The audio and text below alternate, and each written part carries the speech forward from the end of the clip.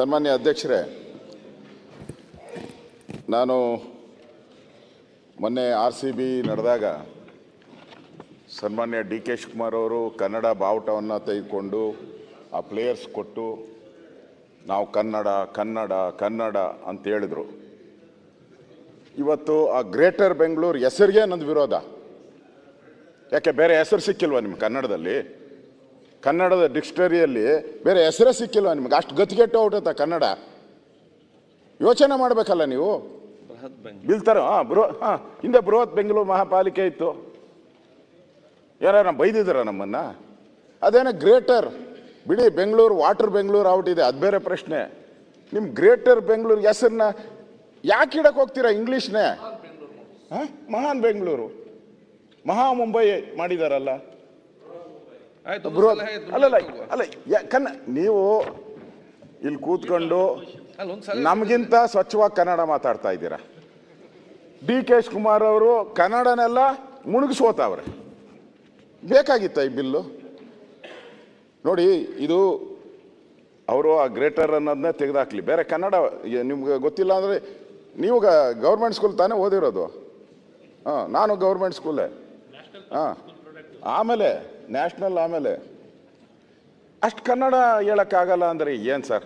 ಅದು ಫಸ್ಟು ಅಲ್ಲಿ ತಪ್ಪು ಮಾಡಿದ್ದೀರಾ.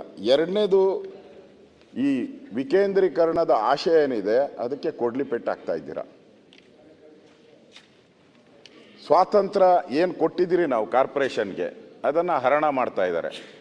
ಸ್ವಾತಂತ್ರ್ಯ ಹರಣ ಕಾರ್ಪೊರೇಷನ್ಗೆ. ಸ್ವಾವಲಂಬಿ ಆಗಬೇಕಾಯಿತು ಕಾರ್ಪೊರೇಷನ್ನು. ಸ್ವಾವಲಂಬಿಯಾಗಿ ತನ್ನ ಕಾಲ ಮೇಲೆ ತನ್ನ ಟ್ಯಾಕ್ಸ್ ತಗೊಂಡು ನಾವು ಬದುಕಬೇಕಾಯಿತು. ಅದಕ್ಕೆ ಪರಾವಲಂಬಿ ಮಾಡಿಬಿಟ್ರಿ. 5 ಕಾರ್ಪೊರೇಷನ್ ಮಾಡಿ 5 ದಿಕ್ಕುಗಳು ಮಾಡಿದ್ದೀರಾ ಅಧ್ಯಕ್ಷರೇ. ಇವರು ಒಂದು ಕಾರ್ಪೊರೇಷನ್ಗೆ ಹಣ ಬಂದರೆ ಇನ್ನೊಂದು ಕಾರ್ಪೊರೇಷನ್ ಪಾಪರಾಗಿರ್ತದೆ, ಹಣನೇ ಇರಲ್ಲ, ದುಡ್ಡೇ ಇರಲ್ಲ. ಅಂದರೆ ಪರಾವಲಂಬಿಲಾಗಿ ಸುತ್ತಬೇಕು. ಸರ್ಕಾರದ ಕಪಿಮುಷ್ಟಿಗೆ ಸಿಕ್ಕಾಕ್ಕೊಂತಾರೆ. ನೀವು ಮಾಡಿರೋ ಈ ಬಿಲ್ನಿಂದ ಸರ್ಕಾರದ ಕಪಿಮುಷ್ಟಿಗೆ ಎಲ್ಲ ಸಿಕ್ಕಾಕ್ಕೊಂತಾರೆ. ರಾಜೀವ್ ಗಾಂಧಿಯವರು 74th ಅಮೆಂಡ್ಮೆಂಟನ್ನು ತಂದು 30 ವರ್ಷ ಆಗೈತಾ? ಅದಕ್ಕೆ ಮರ್ತುಬಿಟ್ಟವ್ರು. 30 ವರ್ಷ ಆಗಿರೋದಕ್ಕೆ ಮರ್ತುಬಿಟ್ಟವ್ರು ಅವರು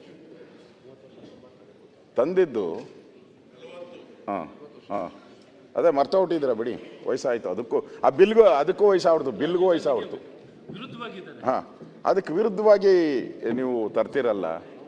ಸರಿನಾ ಇದು ಅಧ್ಯಕ್ಷರೇ? ಇದು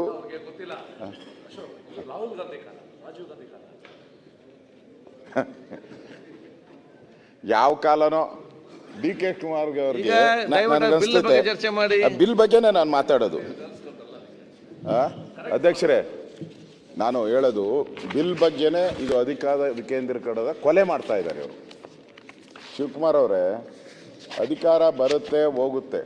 ನೀವೇ ಗಾದೆಗಳು ಹೇಳ್ತಾ ಇದ್ದೀರಿ, ನೆನ್ನೆನೂ ಹೇಳಿದ್ರಿ ಗಾದೆಗಳನ್ನ ಎಲ್ಲ. ಏನು ಆಲೋಚನೆ ಮಾಡೋದು? ಕೂತ್ಕೊಳ್ಳಿ. ಅಧಿಕಾರ ಹೋದ್ಮೇಲೂ ನಾವೇನು ಮಾಡಿದ್ದೀರಿ ಅನ್ನೋದು ಮಾತ್ರ ಉಳಿಯೋದು. ನೀವು ಅದನ್ನು ಹೇಳ್ತೀರಾ ಸಾಕ್ಷಿ ಗುಡ್ಡೆ. ಆ ಹೆಜ್ಜೆ ಗುರ್ತನನ್ನ ಬಿಟ್ಟು ಹೋಗಬೇಕು ನೀವು.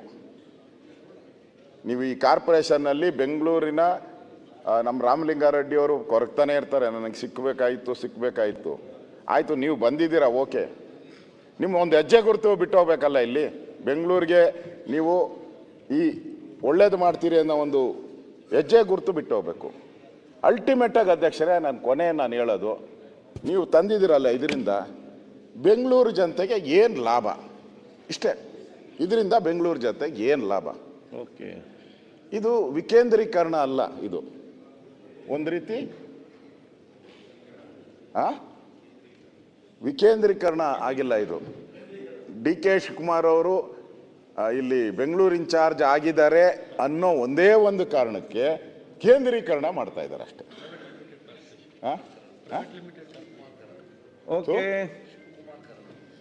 ಇದು ಬೆಂಗಳೂರೆಲ್ಲ ಹೋಗಿ ಶಿವಕುಮಾರನ ಕರಣ ಆಗಿದೆ. ಅದಕ್ಕೆ ಬೇಡ, ಇದು ವಿಕೇಂದ್ರೀಕರಣ ಆಗಲಿ. ನೀವು ಒಳ್ಳೆ ಹೆಜ್ಜೆ ಗುರುತುಗಳನ್ನು ಹಾಕಿ ಈ ಬಿಲ್ಲಲ್ಲಿ ಯೋಚನೆ ಮಾಡಿ ತರ್ತಾ ಇದ್ದೀರಾ. ಯೋಚನೆ ಮಾಡಿ, ನಿಮ್ಮ ಮೆಜಾರಿಟಿ ಇದೆ, ಪಾಸ್ ಮಾಡ್ತೀರಾ, ಅದು ಬೇರೆ ಅಲ್ಲ. ನೀವು ಹೆಜ್ಜೆ ಗುರುತುಗಳನ್ನು ಹಾಕ್ತಾ ಇದ್ದೀರಿ, ಒಳ್ಳೆ ಹೆಜ್ಜೆ ಗುರುತುಗಳನ್ನು ಹಾಕಿ. ಈ ಬಿಲ್ಲು ಒಳ್ಳೇದಲ್ಲ ಸಮಾಜಕ್ಕೆ. ದಯವಿಟ್ಟು ವಾಪಸ್ ತಗೊಳ್ಳಿ.